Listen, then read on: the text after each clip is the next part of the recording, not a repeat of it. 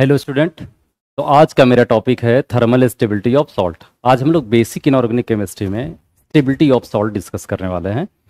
तो stability of salt पढ़ने के लिए कुछ बेसिक चीज़ जानना जरूरी है, just like acidic oxides and basic oxides.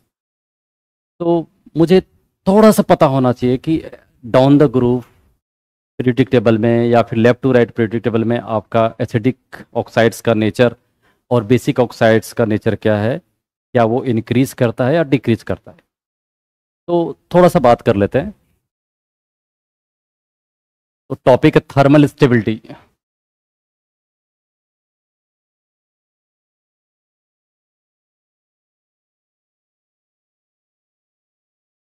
Of salt. Thermal stability of salt, ध्यान समझिए। आपसे मैं पूछूं lithium oxide, sodium oxide, potassium oxide, rubidium oxide and caesium oxide, which one is more basic? तो आप बोलोगे sir of course caesium oxide is more basic. No problem, सही बात, बिल्कुल सही है। डाउन द ग्रुप जाने से आपका क्या होगा, ऑक्साइड्स का बेसिक स्ट्रेंथ इंक्रीज होगा। बेसिक स्ट्रेंथ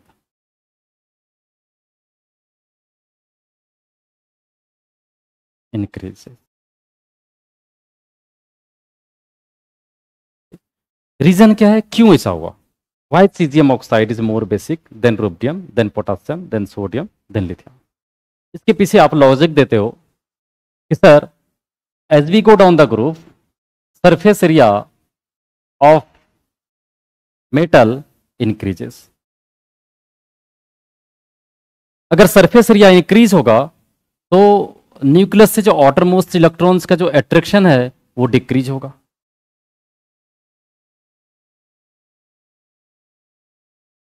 ओके, अगर मान लो इस इलेक्ट्रॉन्स का अट्रैक्शन सबसे कम है तो लेस अमाउंट ऑफ एनर्जी इसको चाहिए रिलीज करने के लिए। इसका मतलब क्या हो गया कि डाउन द ग्रुप जाने से आयनेशन एनर्जी का वैल्यू क्या होगा, डिक्रीज करेगा। आयनेशन एनर्जी का वैल्यू क्या होता है, डिक्रीज करता है। So down the group the value of ionisation energy of metal lithium, sodium, potassium, rubidium, caesium, तो सबसे अधिक आयनेशन एनर्जी किसका होगा, बता दीजिए। सबसे अधिक आयनेशन एनर्जी होगा आपका sodium, lithium, then sodium, then potassium, then rubidium, के बाद caesium. It means electron releasing tendency of caesium is more just because of it has low value of ionisation energy. इसका लो वैल्यू है ionisation energy का, इसी वजह से इसका जो इलेक्ट्रॉन रिलीजिंग टेंडेंसी है वो सबसे ज़्यादा है, आसानी से इलेक्ट्रॉन रिलीज कर देगा। अगर कोई एटम इलेक्ट्रॉन रिलीज कर रहा है इसका मतलब क्या हो गया कि उसके पास वाला जो एटम है उसको ज़्यादा आसानी से इलेक्ट्रॉन्स मिल रहा है। अगर किसी के पास ज़्यादा आसानी से इलेक्ट्रॉन्स आ रहा है तो तुम बोल सकते हो सर उसका रिडक्शन हो रहा है आसानी से। ओके, जैसे मैं बोलूँ कि एक बी है, बी पर तुम नेगेटिव चार्ज बना दो तो तुम बोलोगे सर बी का रिडक्शन हो रहा है। इसको नेगेटिव चार्ज देने वाला कोई तो होगा। अगर पास वाला इसको नेगेटिव प्रोवाइड कर रहा है जिसकी वजह से ये रिडक्शन हो रहा है, तो उस एटम को जो पास वाला है, ए पकड़ लेता हूं इसको। ओके, सपोज ए प्रोवाइड इलेक्ट्रॉन्स, इस केस में ए आपका क्या होगा, reducing agent. A is your reducing agent. अगर ए रिड्यूसिंग एजेंट है तो बेटर रिड्यूसिंग एजेंट इसमें से कौन सा होगा? Of course caesium. Caesium is better reducing agent than rubidium, then potassium, then sodium, और उसके बाद कौन सा होगा, लिथियम। तो डाउन द ग्रुप जाने से रिड्यूसिंग प्रॉपर्टीज भी इंक्रीज होगा मेटल का। इन गैस फेज, एक्वस फेज में थोड़ा सा डिफरेंट होता है, लिथियम का सबसे अधिक हो जाएगा। रीजन है वहां पर लिथियम आयन ट्रैप हो जाता है वाटर के साथ due to its high number of hydration. Reason ये है। तो यहां पर overall caesium oxide is more basic than rubidium oxide, then potassium, then sodium, then lithium. Okay, ये हमारा ऑर्डर हो नाउ। अब मैं लेफ्ट टू राइट बात करूं, जैसे लिथियम ऑक्साइड्स था, sodium oxide, potassium oxide, rubidium oxide and caesium oxides. Sodium oxides, then magnesium oxide, Al2O3। तो इस तरह से बोलोगे sir Al2O3 is less basic than MgO, MgO is less basic than Na2। Okay, down the group जाने से basic strength बढ़ा, left to right जाने से क्या होता है, बेसिक स्ट्रेंथ क्या होगा, डिक्रीज करेगा, एसिटिक ऑक्साइड्स क्या होगा, बढ़ेगा। इवन तुम बोल सकते हो कि सर Al2O3 आपका क्या है, एम्फोट्रिक नेचर का है, जबकि सोडियम ऑक्साइड और मैग्नीशियम ऑक्साइड्स आपका क्या है, बेसिक ऑक्साइड्स है। ठीक है, ओके। नाउ अब ध्यान से समझिएगा। अच्छा, एम्फोट्रिक ऑक्साइड्स में आपको बोल देता हूं, आप याद कैसे करोगे कि एम्फोट्रिक ऑक्साइड्स कौन कौन सा होता है। तो याद रखो Sb, Zn, As, Sn, Pb, Al। Okay, इससे बना हुआ ऑक्साइड्स जो भी है सबके सब क्या होगा, एम्फोट्रिक ऑक्साइड्स होगा। Those oxides which react with base as well as acid. ठीक है, यहां पर ये एसिड के साथ रिएक्शन करता है और बेस के साथ रिएक्शन करेगा and form salt. Those oxides which react with base as well as acid and form corresponding salts is called amphoteric oxides। जैसे एग्जांपल्स ले लो, Al2O3 react with HCl, form AlCl3। Al2O3 react with NaOH, form NaAlO2, sodium aluminate। Okay, both are salt. ये acid के साथ reaction कर रहा है और बेस के साथ रिएक्शन कर रहा है, और दोनों के केस में सॉल्ट प्रोवाइड कर रहा है, इसलिए ये आपका क्या हो गया, एम्फोट्रिक ऑक्साइड। एक और होता है न्यूट्रल ऑक्साइड्स। न्यूट्रल, जैसे आपका क्या है, CO, NO, H2O, N2O, ये आपका क्या हो गया, न्यूट्रल ऑक्साइड्स है।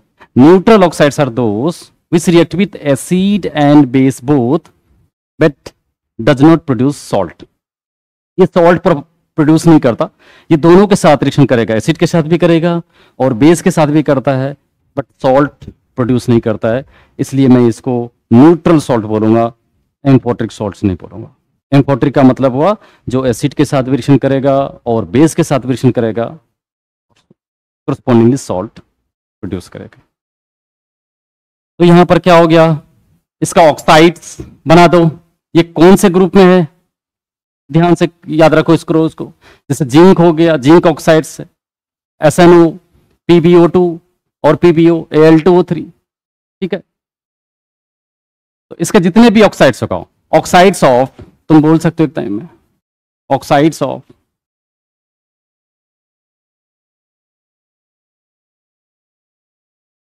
Following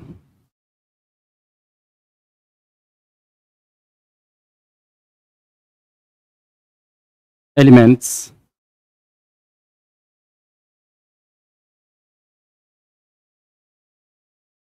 are amphoteric in nature।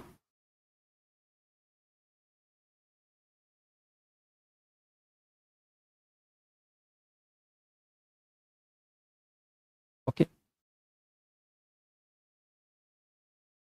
अब इसका ऑक्साइड्स क्या होगा, ये कौन से ग्रुप में, देखो, नाइट्रोजन, फॉस्फोरस, ओके, As,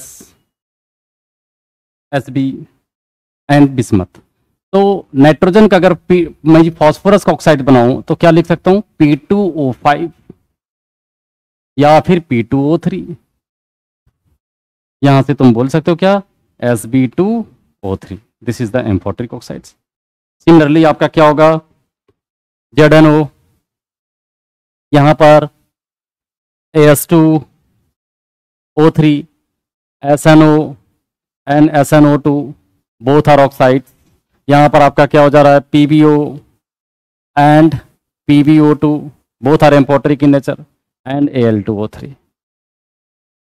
इसके अलावा भी कुछ कुछ आपका एम्फोटेरिक है, याद कैसे करोगे, सब जन की आस सुनो प्रभु अल्लाह, याद रखना, सब जन की आस सुनो प्रभु अल्लाह।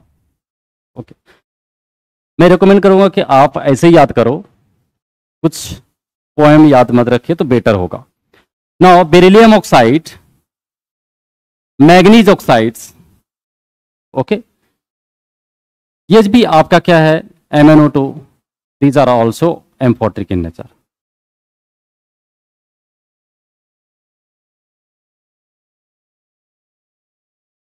ये भी एम्फोटेरिक होता है, ठीक है, आप इसको नोट कर लीजिए।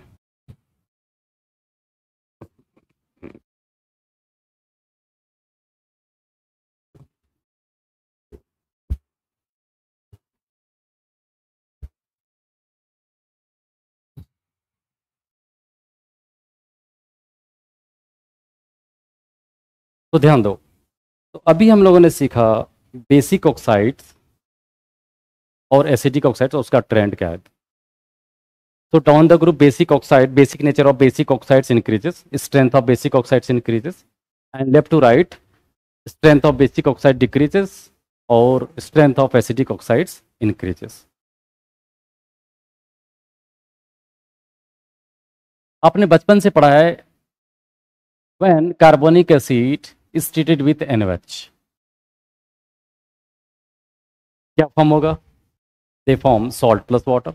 This is Na2CO3 plus H2. Similarly, H2SO3 react with NaOH, form Na2SO3 plus water. Acid plus base gives salt plus water. ये बचपन से पढ़ते आ रहे हो।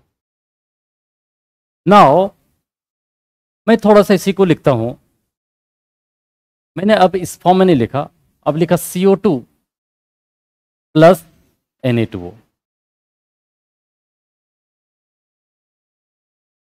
फिर क्या होगा, बहुत सारे बच्चों को, आप लोग को पता होगा ये क्या फॉर्म हो रहा है, definitely they form Na2CO3।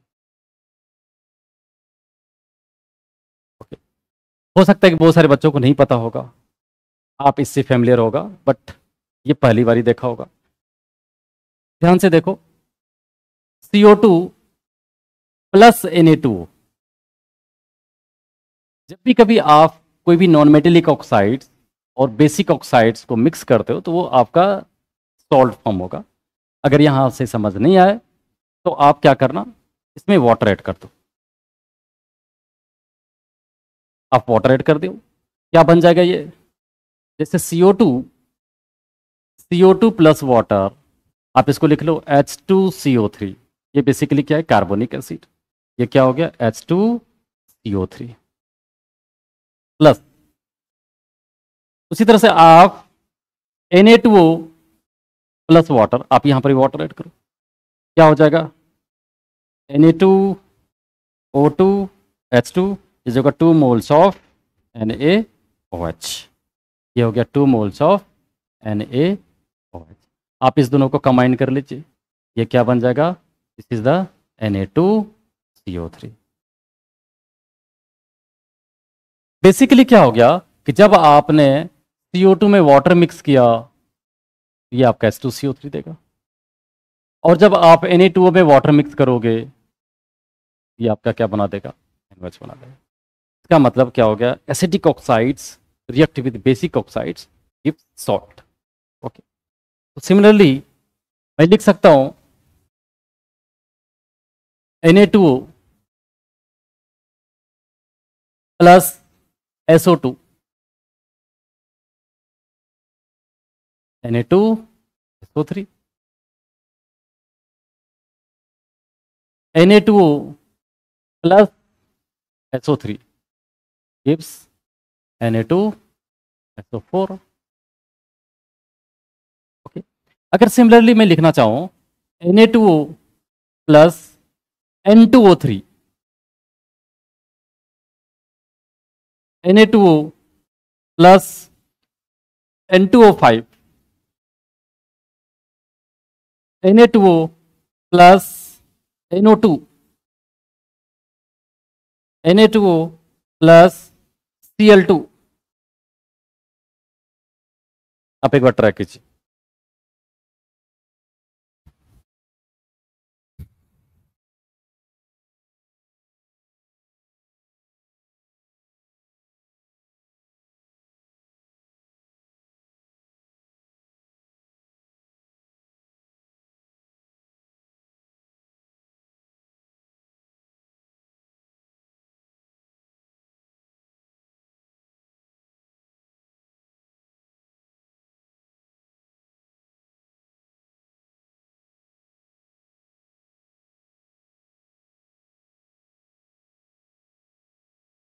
I hope आपने सही बनाया होगा, ध्यान से देखो। Na2O अभी हम लोगों ने देखा, Na2O प्लस वाटर, ये क्या है बेसिकली, ये है NaOH, ठीक है। N2O3 प्लस Na2O, पहले N2O3 क्या है, आप इसमें वाटर मिक्स करके देखो क्या हो जाएगा। ये H2N2, ये हो गया आपका H2N2 and O4। It means अगर इसको सिंपलेस्ट फॉर्म में लिखो तो this is the basically 2 moles of HNO2। और मुझे पहले से पता है Na2O is your NaOH, okay. और ये आपका क्या है, एक्वस मीडियम NaOH होगा। और N2O3 बेसिकली क्या है, HNO2 इन एक्वस मीडियम। तो क्या हो जाएगा, salt NaNO2, NaNO2। Now what happen when Na2O combined with N2O5। तो पहले N2O5 में आप वाटर मिक्स करो, N2O5 प्लस H2O, ये आपका क्या हो जाएगा, H2N2 and O6 is nothing but 2 moles of HNO3। तो क्या हो गया, Na2O plus N2O5 gives NaNO3, NaNO3। यहां पर मैं देख रहा हूं बैलेंस इक्वेशन लिखने की जरूरत नहीं है, मुझे चाहिए बस प्रोडक्ट क्या फॉर्म हो रही है, that's it. Na2O plus NO2, ध्यान समझो, Na2O प्लस NO2, आप इसमें वाटर मिक्स करो तो क्या हो जाएगा, ये फॉर्म हो रहा है H2N2, okay, means Na2O2 and H2 means 2 moles of NOH।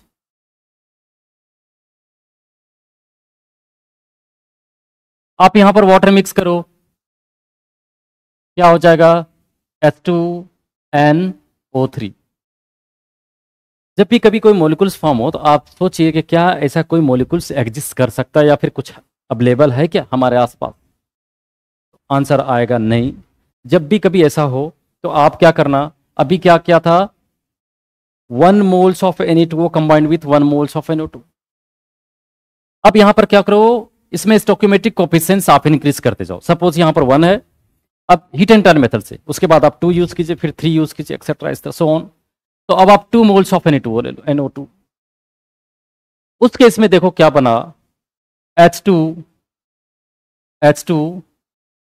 N and 5, H2NO5, H2N2O5।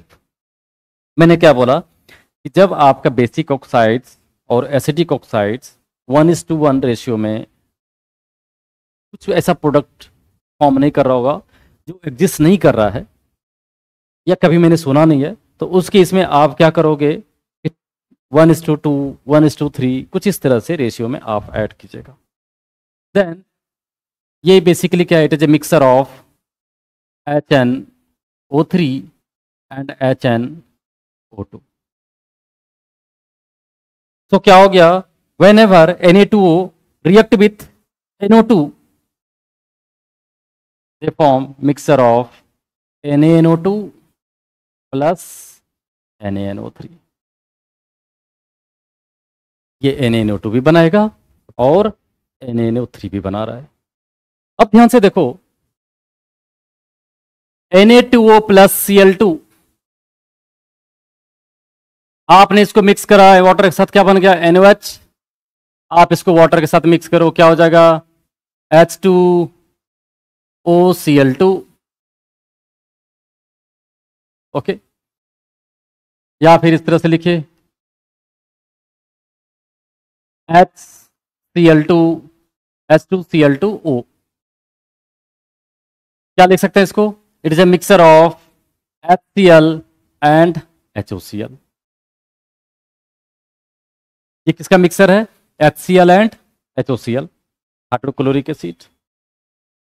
यहां पर आपका HCl बना एंड HOCl। अब आप इसको NOH के साथ रिएक्शन करो तो क्या बन जाएगा प्रोडक्ट, ये प्रोडक्ट आपका क्या हो गया, क्या, NaCl plus NaOCl। This is the sodium chloride. Okay, और यहाँ पर क्या है, hypochlorous acid, hydrochloric acid and hypochlorous acid. तो कोरस्पॉन्डिंग इसका सॉल्ट बन जाएगा NaOCl एंड NaCl। तो बेसिकली क्या है कि जब आपका कोई एसिड दिया हुआ है, simple NOH plus H2CO3 H2SO3 H2PO4 H3PO4 H3PO3, तो रिएक्शन करना आसान लगता है अगर आप, क्योंकि आपने उस तरह से पढ़ रखा है। ये भी आसान नहीं है, टफ नहीं है, क्योंकि आपने पढ़ा नहीं, इसलिए आपको थोड़ा सा अजीब लग रहा होगा। बट अगर आप इस तरह से रिएक्शन करते रहोगे तो आपको ये भी इजी लगेगा, और इजी है भी, बहुत हार्ड है नहीं। तो अभी तक हम लोगों ने देखा, अगर कोई मेटेलिक ऑक्साइड्स और नॉन मेटेलिक ऑक्साइड्स कंबाइन कर रहा है तो आपका एक सॉल्ट फॉर्म कर रहा है। So when metallic oxides react with non-metallic oxides, form salt. Now, lithium oxide, sodium oxide, potassium oxide, rubidium oxide, cesium oxides, they combined with CO2.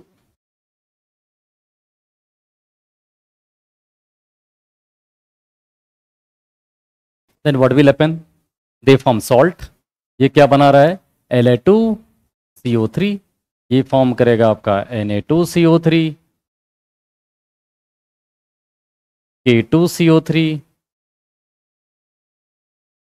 Rb2CO3 and CS2CO3, ये होगा। एंड अभी देखो क्या हो रहा है, यहां पर सिमिलरिटी क्या है sir, non metallic oxide is same, different क्या है, metallic oxide is different. So if non metallic oxide is same and metallic oxide is different, then stability of salt depends on basic strength of basic oxides. अगर आप basic strength increase करो basic oxides का तो interaction increase होगा, more interaction means more thermally stable. So तुम बोल सकते हो, क्या बोलोगे, caesium carbonate is thermally more stable than rubidium carbonate Rb2CO3, then potassium carbonate, then sodium carbonate and lithium carbonate, यही होगा। सो मैं बोल सकता हूं stability of salt, stability of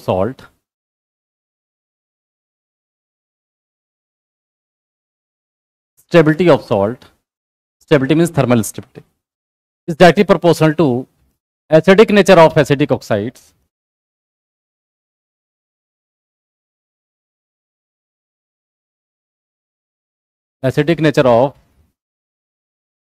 oxides or directly proportional to basic nature of basic oxides. अगर हमारे पास acidic oxide same है तो मैं किससे डिसाइड करूंगा? On the basis of basic oxides. अगर बेसिक ऑक्साइड सेम है तो मैं किससे डिसाइड करूंगा? On the basis of acidic oxide. कैसे? ध्यान से समझिएगा। अभी हम लोगों ने देखा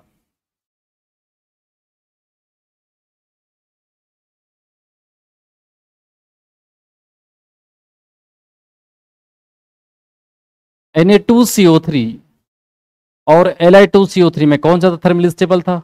of course Na2 is more thermally stable then Li2CO3। क्यों सर?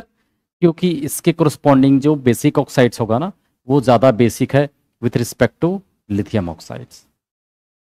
रीजन ये, दोनों में CO2 तो सेम है। ओके। सिमिलरली मैं बात करता हूं, अगर हमारे पास Na2 plus CO2, they form Na2CO3 and Na2 plus SO2, they form Na2SO3। Na2 plus SO3, they form Na2SO4।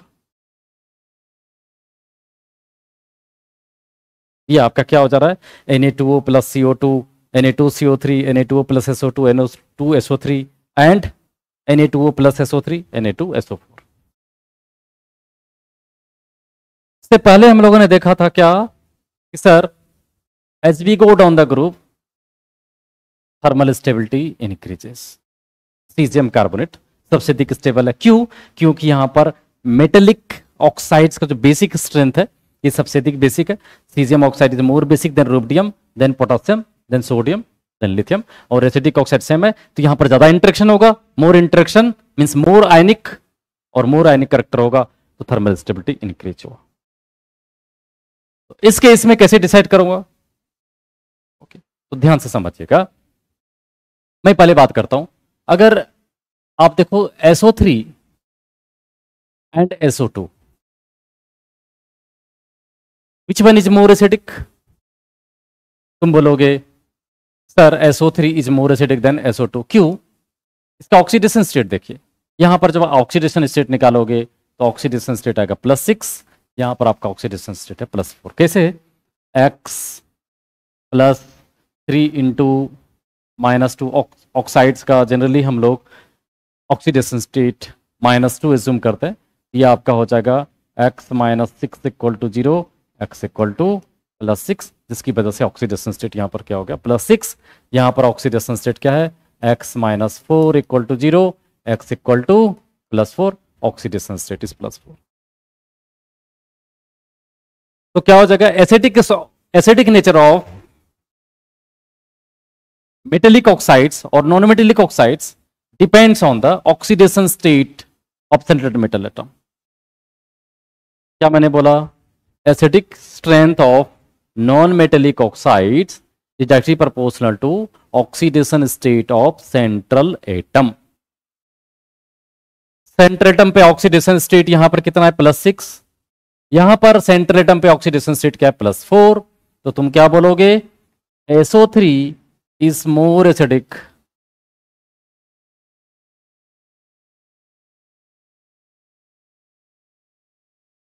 than SO2। SO3 is more acidic than SO2। क्यों? क्योंकि sir acidic strength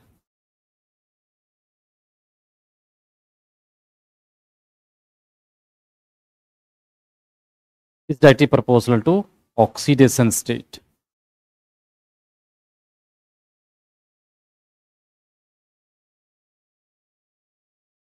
oxidation state of central atom।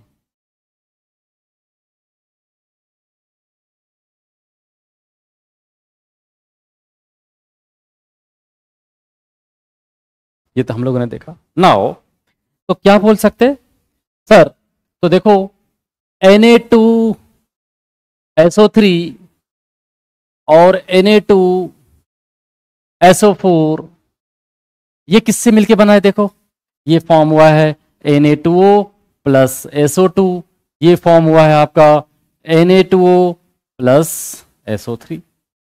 दोनों में अब क्या है? Metallic oxide same है, non metallic oxide different है, SO2 and SO3।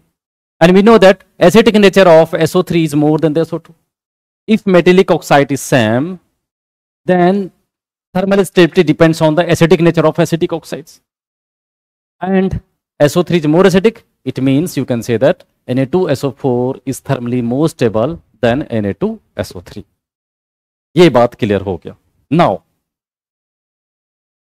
Similarly तुम बोल सकते हो कि sir Na2SO4 is more thermally stable than Na2CO3 also।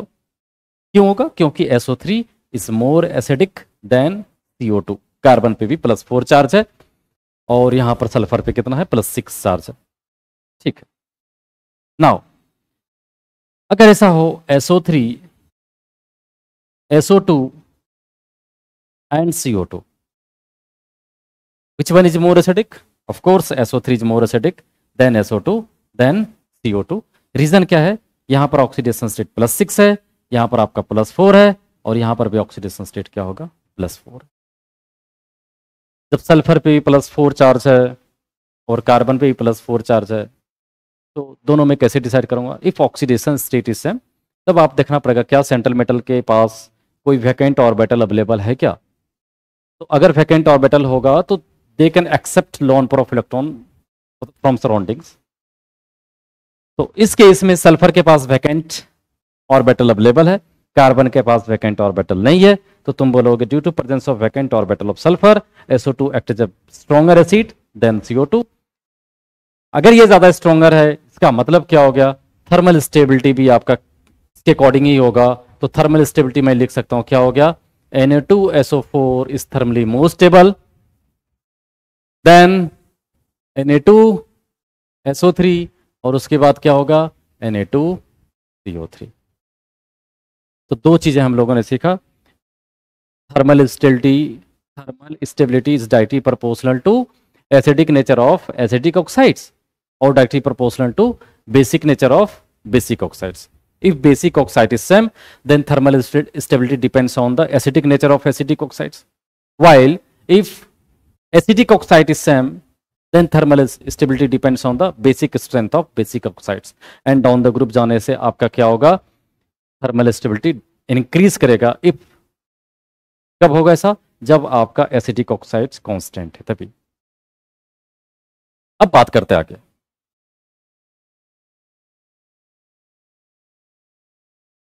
Just like हम लोगों ने देखा Li2CO3, ये आपने कंबाइन कर दिया। फॉर्म किया किसकी बेसिस से?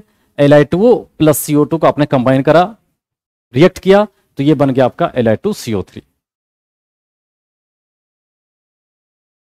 whenever Li2CO3 is treated with heat, okay, heating of Li2CO3 gives CO2 plus Li2O। But caesium carbonate आप इसको हीट करो, यहां पर क्या होगा? No reaction. ओके, मतलब caesium carbonate do not decompose at high temperature. ऐसा क्या होता है? एक्चुअली डाउन द ग्रुप जाने से आपका क्या हो गया? आयनिक करेक्टर इंक्रीज हुआ, और आयनिक करेक्टर इंक्रीज होगा, पोलराइजेशन डिक्रीज होगा and thermal stability increases. Right? तो मैं एक सेट लिख देता हूं, all carbonate, all carbonate,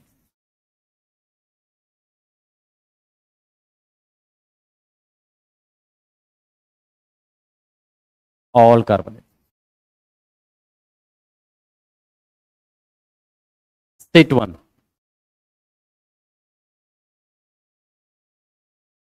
state 2,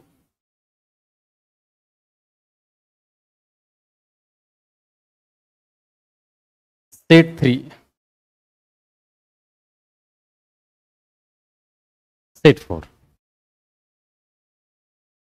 state 1 में वैसे कार्बोनेट्स है, इसका डिकम्पोजिशन काफी टफ है, या फिर बोल सकते हो तुम नहीं के बराबर होता है डिकम्पोजिशन, या होगा तो काफी हाई टेम्परेचर आप यूज करना चाहोगे तभी होगा। Na2CO3, K2CO3, Rb2CO3 and CS2CO3. Okay, they are less respond to heat. Okay, यहां पर क्या हो जाएगा, इवन तुम बोल सकते हो rubidium and caesium do not decompose. इसके अलावा जितने भी है वो मोर और लेस हाई टेम्परेचर पे डिकम्पोज होगा। Li2CO3 upon heating gives Li2O plus CO2। MgCO3 upon heating gives MgO plus CO2। Zinc carbonate upon heating ZnO plus CO2 and so on. बहुत ढेर सारा कार्बोनेट्स है इस कैटेगरी। स्टेट 3, इसमें से कुछ लोग है just like silver carbonate upon heating first gives silver oxide plus CO2 and silver oxide further decompose to silver and oxygen. Whenever silver oxides form, they decompose to silver and oxygen. So overall reaction क्या हो जाएगा, Ag2CO3 upon heating gives Ag plus CO2 plus half O2. Similarly, HgCO3 upon heating gives HgO plus CO2. HgO further decompose to Hg plus half O2. क्या बना दिया ये, HgCO3 upon heating gives Hg plus CO2 plus half O2. State 4, ammonium carbonate. आप इसको heat करो, कोई भी residue आपको नहीं मिलेगा, all are gaseous product, NH3 plus H2O plus CO2, no residue left. Okay, तो ये आपका क्या हो गया, थर्मल स्टेबिलिटी ऑफ कार्बोनेट। हम लोगों ने सीखा down the group thermal stability of carbonate increases, left to right अगर तुम जाओगे तो थर्मल स्टेबिलिटी डिक्रीजेस। जैसे Li2CO3 और BeCO3 में तुम बात करो तो Li2CO3 is thermally more stable than BeCO3। Reason है कि आपका BeCO3 is slightly more covalent while Li2CO3 is more ionic. So more covalent means less thermally stable. Okay, so that's the reason left to right move करने से carbonate का thermal stability क्या होगा, decrease करेगा। Okay, तो आज हम लोगों ने यहां तक कवर करा। This is the that's all for today. Next class में हम लोग डिस्कस करेंगे thermal stability of sulphite, sulphate, nitrite and nitrate. Thank you so much.